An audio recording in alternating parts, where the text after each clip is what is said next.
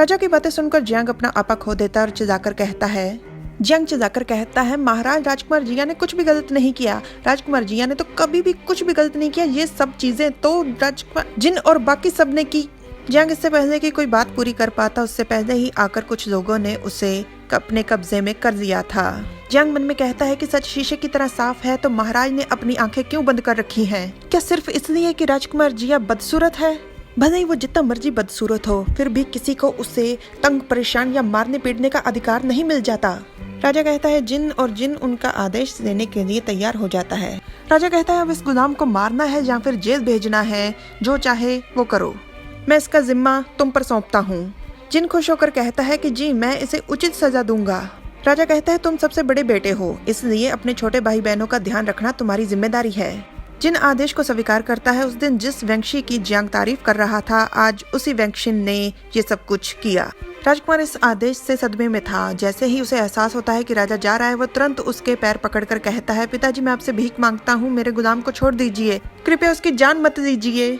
राजा चिल्लाकर कहता है अपनी बकवास बंद करो, पर राजकुमार उसके पैर फिर भी नहीं छोड़ता। वो फिर राजा से भीख मांगनी शुरू कर देता है। राजकुमार कहता है, पिताजी, उसे माफ कर दीजिए, कृपया उसे माफ कर दीजिए। पिताजी, मैं बहुत ज्यादा बदसूरत हूँ, इसलिए कोई भी गुलाम मेरी सेवा नहीं करना चाहता। मेरे पास बस यही एक गुलाम है। ये मुझे तंग नहीं करता, ये मुझे मारता नहीं है, ये मुझे बिल्कुल परेशान नहीं करता, मेरी हर बात मानता है।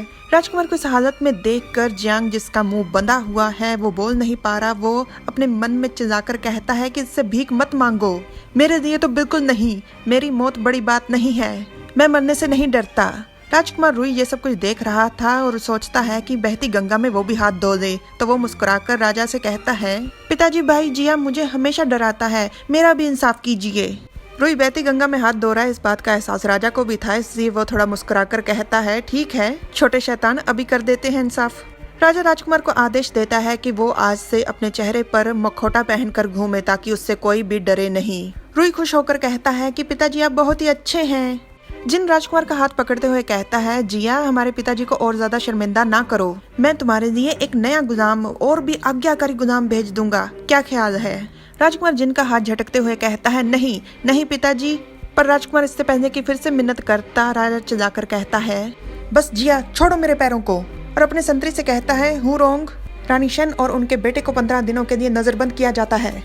Like, share, subscribe, comment. Thanks for watching.